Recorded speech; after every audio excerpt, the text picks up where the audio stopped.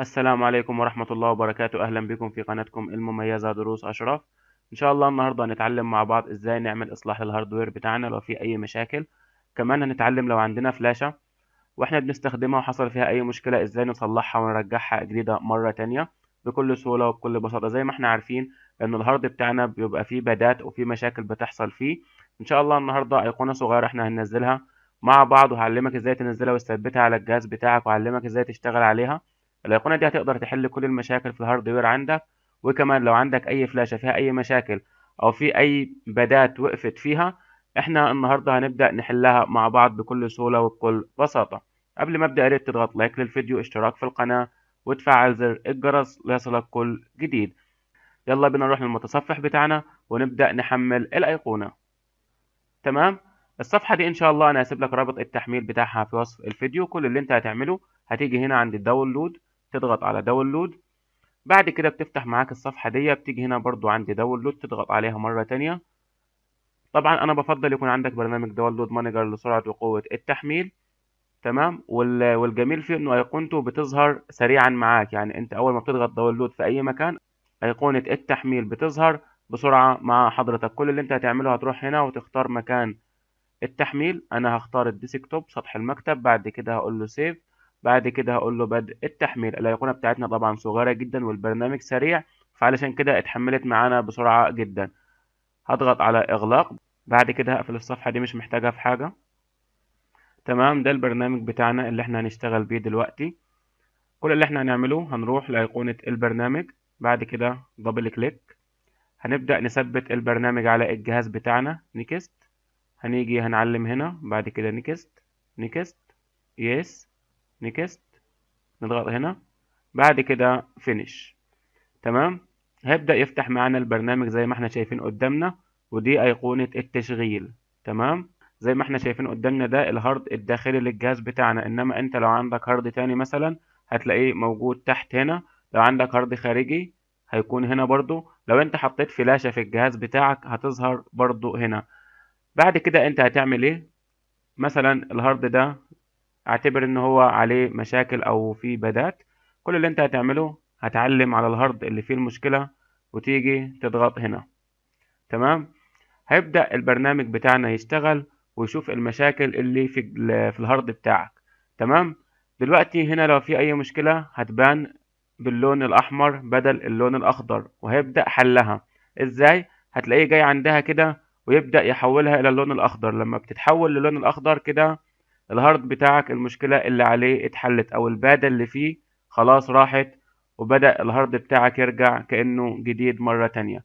ده افضل برنامج ممكن تشتغل بيه على الهارد بتاعك وتبدأ تصلح اي مشاكل عندك في الهارد بتاعك. تمام. زي ما قلت لكم البرنامج ده ممكن تشتغل بيه على هارد، على اتنين. ممكن تشتغل لو عندك اي فلاشة خارجية فيها اي مشاكل برضو تقدر تعمل لها اصلاحات.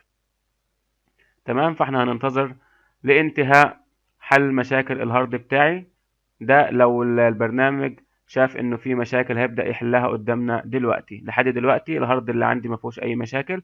زي ما قلت لك طول ما اللون الاخضر هنا موجود كده الهارد بتاعك ما لهوش اي مشاكل، انما لو في اي مشاكل هتظهر النقط دي باللون الاحمر، وهيبدأ فورا البرنامج بتاعنا في حل المشكلة اللي هيلاقيها موجودة. تمام. لحد دلوقتي الهارد عندي الحمد لله ما فيهوش اي مشاكل.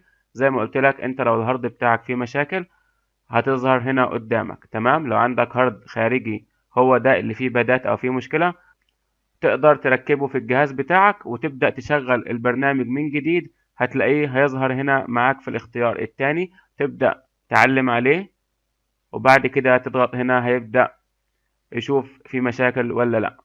زي ما احنا شايفين قدامنا دلوقتي خلاص انتهى البرنامج بتاعنا من فحص الهاردوير اللي هو موجود على الجهاز بتاعي، وخلاص الهارد عندي ما فيهوش اي مشاكل.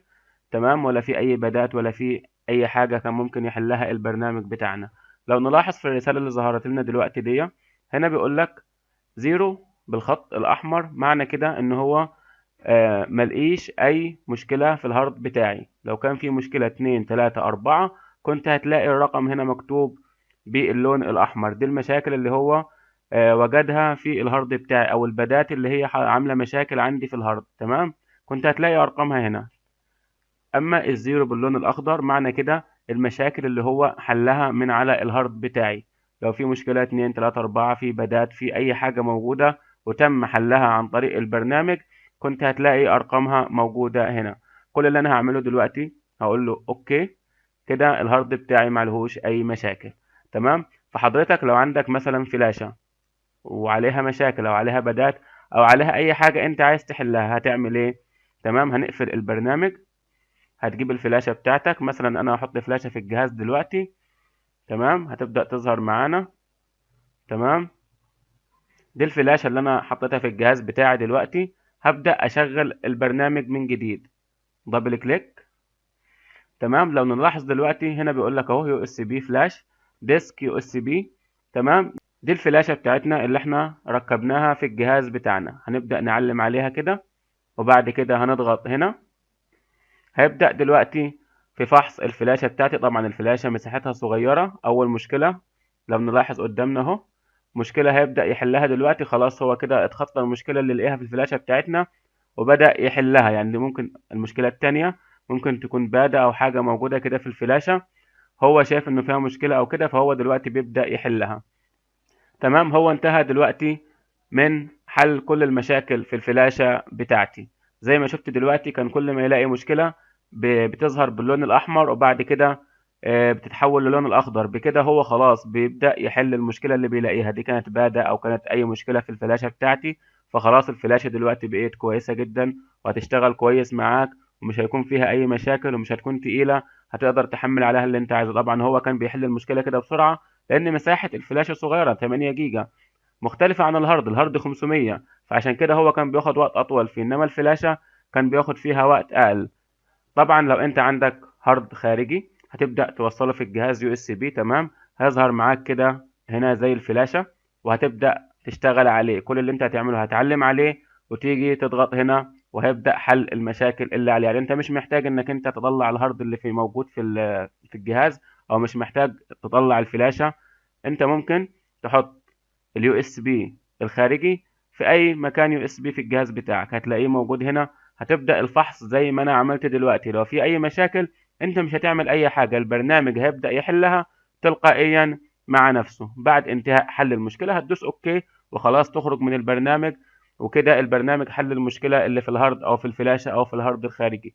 البرنامج ده يا جماعة افضل برنامج ممكن تحل بيه مشاكل الهارد والفلاشة والهارد الخارجي. انا استخدمته واشتغلت بيه وواثق جدا منه، علشان انا لو مش واثق من البرنامج ما كنتش اقدمه لكم من الاساس. تمام. هبدأ اقفل البرنامج بتاعي خلاص. لو اي حد عنده اي سؤال او اي استفسار يقدر ينزل في التعليقات ويبعت لي وانا هرد عليه في اي وقت. زي ما قلت لك قبل كده، لو عندي المعلومة الصحيحة انا مش هخبيها عنك. لو عندك اي مشكلة في الجهاز بتاعك، او عندك اي مشكلة في الويندوز بتاعك، او عندك اي مشكلة في القناة بتاعتك، او عندك اي مشكلة في الموبايل بتاعك، او عندك اي مشكلة في اي برامج موجودة عندك، تقدر تبعت لي في التعليقات ونحل المشكلة مع بعض. لو مش حابب تتواصل معايا على القناة بتاعتي تقدر تتواصل معايا على الحساب بتاعي على الفيسبوك. هتلاقي رابط الحساب موجود في وصف الفيديو، وكمان أيقونة الحساب موجودة على غلاف القناة. يا رب فيديو النهاردة وبرنامج النهاردة وشرح النهاردة يكون عجبكم واستفدتوا منه. ما تنسوش لايك للفيديو، اشتراك في القناة، وتفعلوا زر الجرس ليصلكم كل جديد. بشكركم جدا، والسلام عليكم ورحمة الله وبركاته.